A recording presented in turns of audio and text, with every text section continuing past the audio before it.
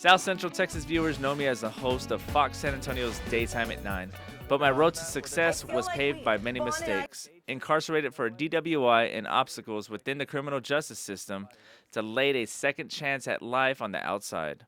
And eventually, someone, being Sinclair Broadcasting, gave me a second chance. I had the pleasure of sitting down with Senator John Cornyn for something important to both of us, prison reform. His latest federal bill has roots from success within the Texas prison system. In Texas, we have always been tough on crime, but we finally decided we needed to be smart on crime too. Yes. And recognizing that people on average are going to get out of prison after a period of time, maybe 3 or 4 years, and if you're not prepared for life on the outside, as we were discussing, then chances are you're going to end up back where you were in the first place.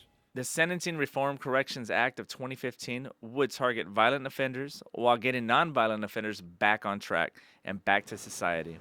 We discussed, I did 3 years, 9 months, and a 5-year term.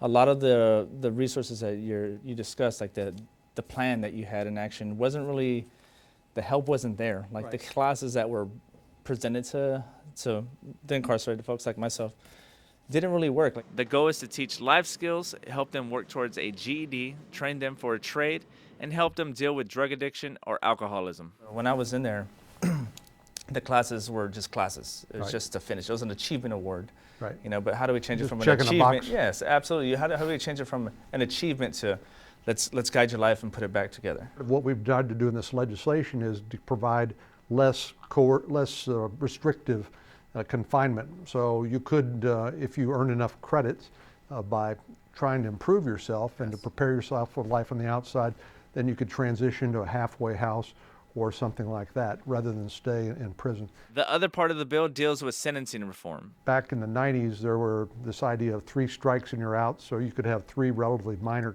crimes and end up with life sentence. Wow. And some mandatory minimum sentences that really were I think went overboard in terms of punishing crime.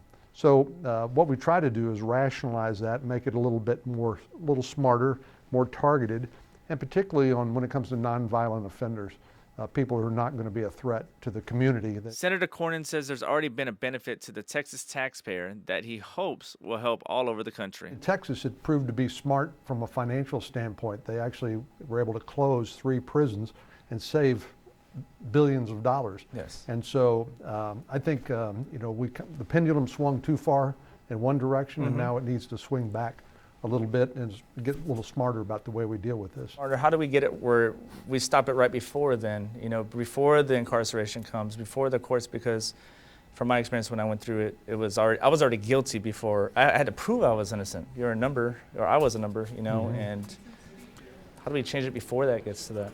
Well, it's not, unless you're a person of some wealth and you can hire, like O.J. Simpson, a team of lawyers, Johnny Cochran. Most people, it's not particularly an even fight between the government and an individual. So, obviously we try to provide access to counsel even if you can't afford it, but sometimes those lawyers don't do a very good job.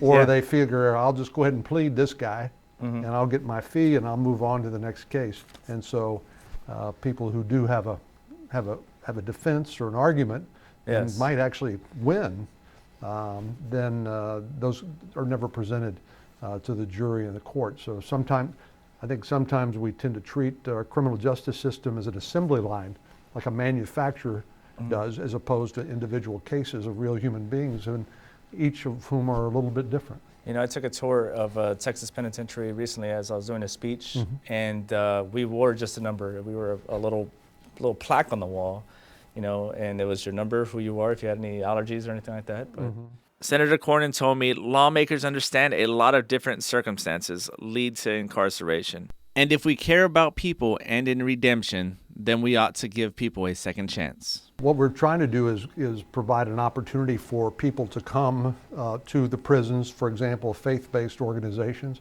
Sometimes, people need to find religion and to help them turn their lives around. They need to recognize there's something more important in their lives. And so a lot of really great organizations that are faith-based organizations happy to do this, give people a reason to change. I think that's good to find something to believe in, because it will get you to the next step. I'm one to talk about that, you know.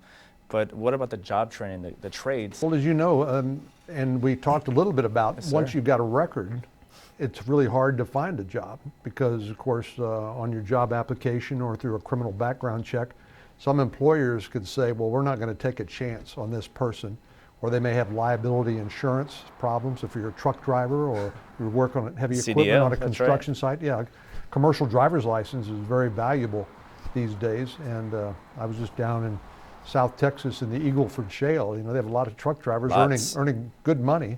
But if you can't pass the drug test, if you can't pass the background check because you've got a felony conviction, Yes. then you're not going to have a chance. And the problem is, as we were discussing earlier, if you can't get a job and if you can't find a place to live, what are the chances of your being able to break away and succeed as you've done in turning your life around? The act has passed the Senate Judiciary. Senator Cornyn says President Obama supports it. In Texas, it was very successful. Crime rates have come down, recidivism has gone down, and you know, it's really taking the opportunity to give people a second chance in life. We'll let you know what happens with that bill. In San Antonio, I'm Esteban Solis.